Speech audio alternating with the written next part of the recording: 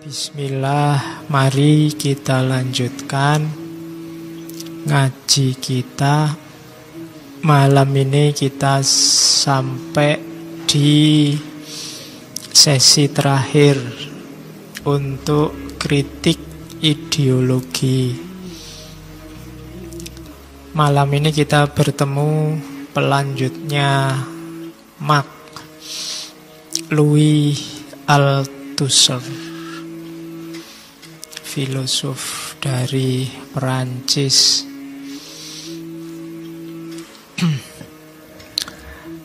Kritik ideologi itu salah satu isu dalam filsafat yang populer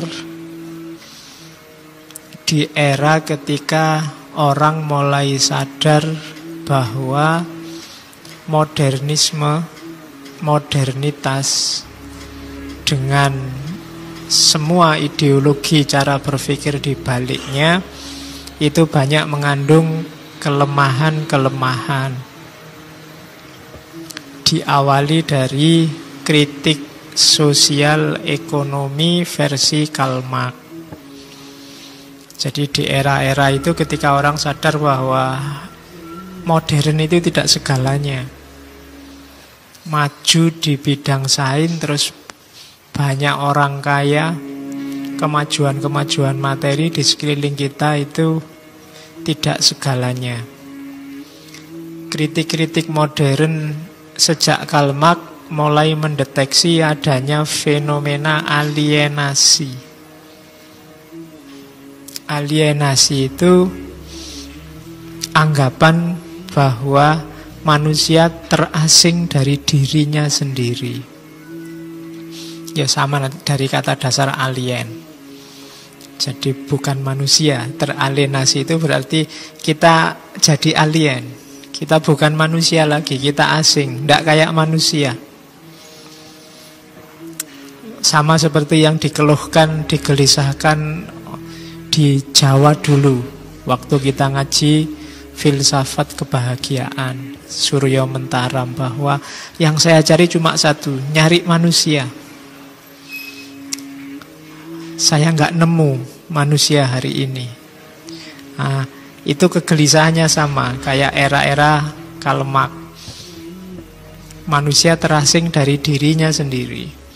Ya wujudnya kayak manusia sih ada, tapi kemanusiaannya agak dipertanyakan. Ini manusia beneran apa enggak? Kita tersubstitusi ke dalam banyak hal. Nah, itu namanya kritik. Kritik itu salah satu relasi antara manusia dengan bikinannya sendiri.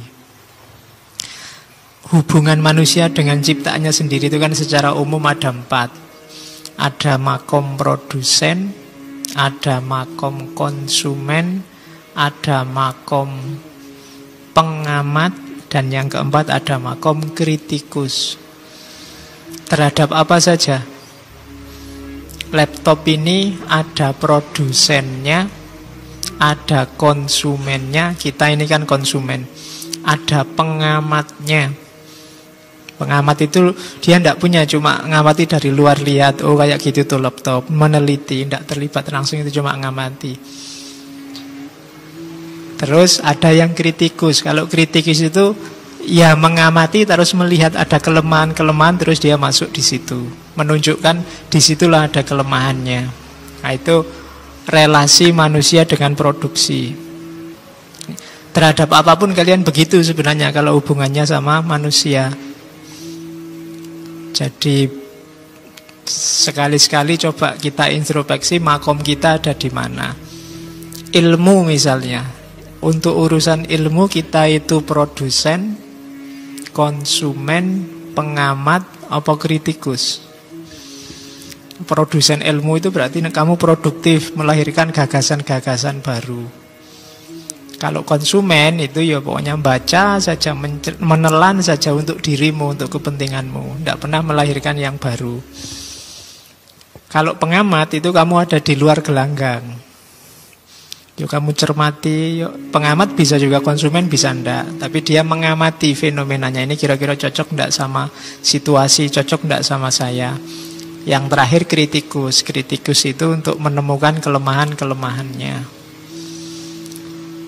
Di setiap lini hidupmu coba dicek biar bisa maksimal peranmu. Kalau produsen ya produsen yang bagus, konsumen ya konsumen yang bertanggung jawab, pengamat ya pengamat yang cerdas, kritikus juga kritikus yang tepat, tidak sembarangan.